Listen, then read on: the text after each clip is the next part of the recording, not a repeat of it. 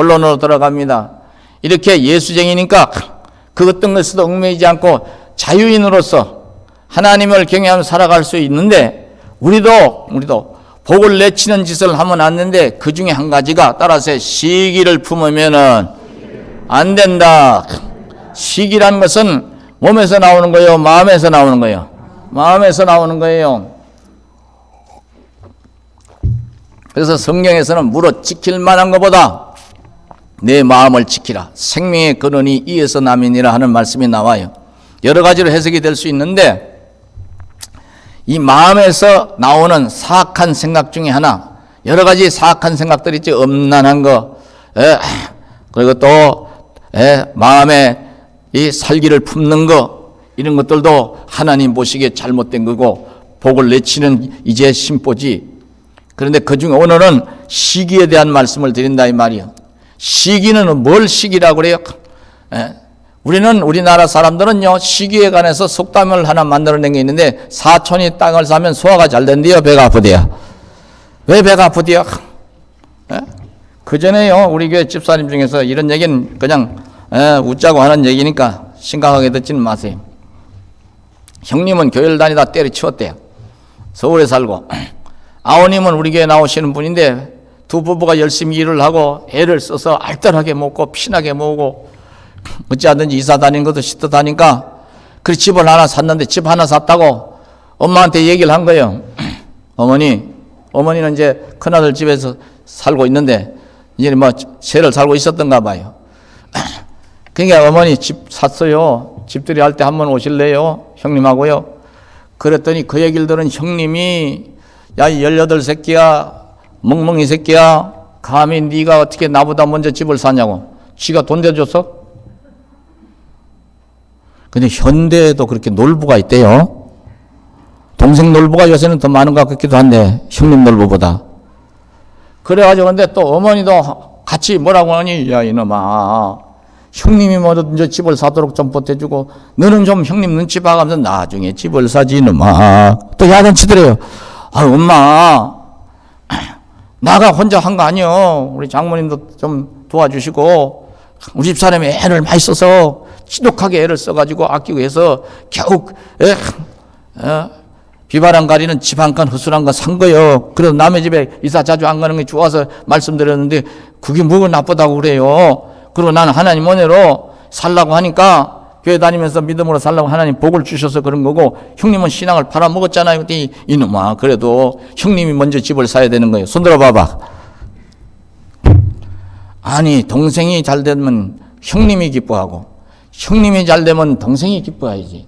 신앙을 떠나서 예수를 믿든 안 믿든 따라서 잘 되는 것을 보면은 기쁜 마음으로 축하를 해주고 할렐루야. 좀 되든 안 되든 믿든 안 믿든 안 좋은 일을 당하는 경우를 아유 어떡해요 형님. 아우야 힘들겠구나 야 위로해주고 예수를 안 믿어도 형님 제가 기도할게요 교회 가서. 그러면요 야 교회 다니는 놈들이 마음은 바로 쓰는구나. 그럼 감동이 되면 신앙을 나중에라도 받아들일 거 아니에요. 전도 차원에서라도 여러분 마음을 이쁘게 써야 될 줄로 아시기 바랍니다. 아이고 그래가지고 난리가 나서 이제 너 이 새끼야 우리 집에 오지 마. 난 너네 집에 안 가 이 새끼야. 이러고 난리가 났네. 그 얘기를 저한테 와서 하길래 야 요새도 놀부가 있네. 에? 응? 당신 형님은 어떻게 나이살이나 먹은 사람이 동생이 집안 칸이나 마련해서 잘 살면 자기도 좋은 건데 동생이 빌어먹고 못 살아. 형님 나 죽게 생겼어요. 밥 좀 주세요. 흥부처럼 아침마다 밥 얻으러 먹으러 그 집으로 가면 손 내밀면 그게 좋겠어? 잘 돼가지고 지들이라도 잘 살아가면 짐을 드는 건데 한 가지 생각밖에 못하는 거예요. 나보다 누가 잘 되는 꼴을 못 보는 그 심보를 그걸 시기라고 그래. 시기 질투라고도 하고. 근데 오늘 본문에서 보면은요 우선 누가 망가지느냐 하면은 여기에 여러분들이 읽으셨죠. 한번 따라서 해봐요. 시기는 뼈를 썩게 하느니라. 뼈를 썩게 한다고 그랬어요. 평안한 마음은 육신의 생명이나 시기는 뼈를 썩게 하느니라. 뼈를 썩게 하느니라. 에이그 왜 시기를 하냐 이 말이에요. 시기하면 안 된다는 얘기죠. 응? 남이 잘 되는 꼴을 못 봐가지고. 근데 주님이 보시기에 우리 속에 시기가 있으면요, 주님이 복을 주실 수가 없어. 은혜를 받을 수가 없어. 받았는데도 쏟아내. 성경에 보면요, 창세기서에 보면요, 가인이 지 동생 하나님의 은혜와 응답으로 번제를 드리고 복받는 그런 상황이 이러니까 그 꼴을 못 봐가지고 몰래 배합하다가 돌로 쳐 죽이고 묻어버리죠. 그래서 결국은 자기는 어떤 신세가 됐어? 하나님이 보고 알고 계시는데 결국은 자기 신세가 완전히 쪼그라지는 신세가 되고 말았어. 따라서요, 시기는 뼈를 썩게 하느니라. 사울과 다윗의 얘기는 여러분들이 너무나 잘 아시네. 사울과 다윗의 얘기 속에 보면 다윗의 죽인 자는 만만이요, 사울의 죽인 자는 천천히요. 그리고 여인들이 전쟁에서 이기고 돌아올 때 나와서 막 개성식을 하는데, 환영식을 하는데 막 여인들이 춤을 추면서 칭송을 하니까 그러면 그런가 보다 하면 되는데 뭐가 어쩌고 내가 임금인데 내 부하인 다윗이가 죽인 사람이 더 많고 내가 죽인 사람 쬐끔이요? 에이그.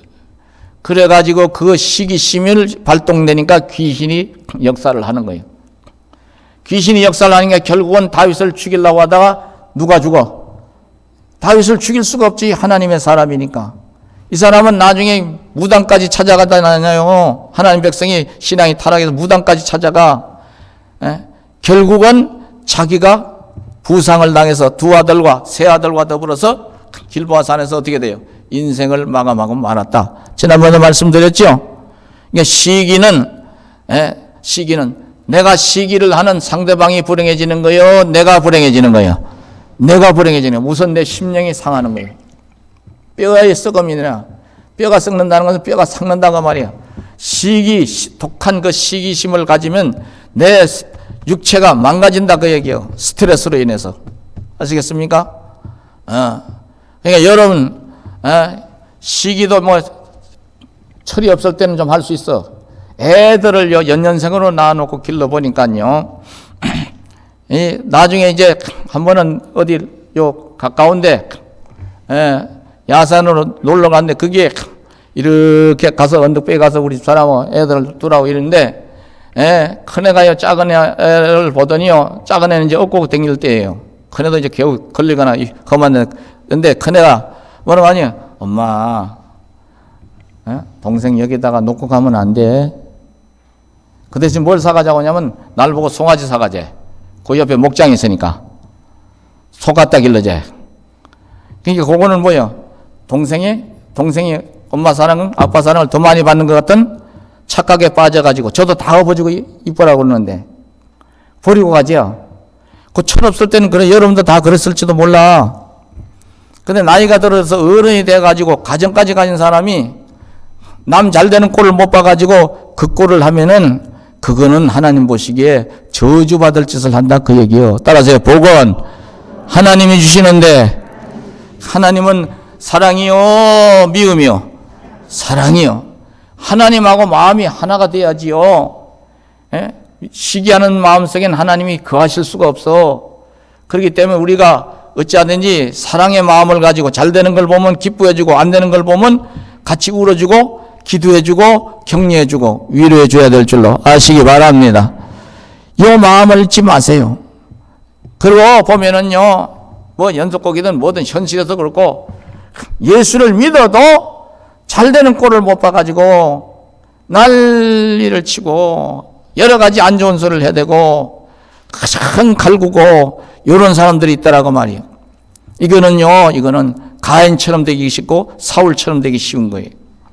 하나님이 우리에게 그러니까 시기 대신에 뭘 가지라는 거예요? 따라서요, 다른 사람을 위해서 복을 빌어주고 잘 되는 것을 보면 기뻐해주고 축하해주고. 할렐루야. 응? 여러분들 젊은 사람들도 마찬가지예요. 누군가가 좋은 남편 만나고 좋은 아내 만나고 이렇게 결혼을 한다고 칩시다. 아이고 감사하다. 부럽죠? 또 어떤 경우에서는 부러우면 어떻게 하면 돼? 아버지 우리 친구 아무개가 시집을 잘 갔는데 끝까지 잘 복되게 살게 해주세요. 그리고 아버지 저도요 좋은 짝 좀 만나게 해주세요. 할렐루야. 그런 기도를 들어주겠어. 아유 배 아파. 저거 학교 다닐 때 공부도 지지도 못했는데 어떻게 연애는 잘해갖고 신랑 하나 제대로 주셨네. 얘라 중간에 확 깨져버려라. 그러면서 하나님, 아니 누구는 저렇게 찰떡까지 복 주고 나는 복 안 주면 복 좀 주세요. 이런 사람의 기도를 들어주실까? 1번 기도를 들어주실까? 2번 기도를 들어주실까? 그렇지. 옛날 어른들이 이런 얘기 합시다. 결론으로. 마음을 바로 써야 복을 받지. 마음을.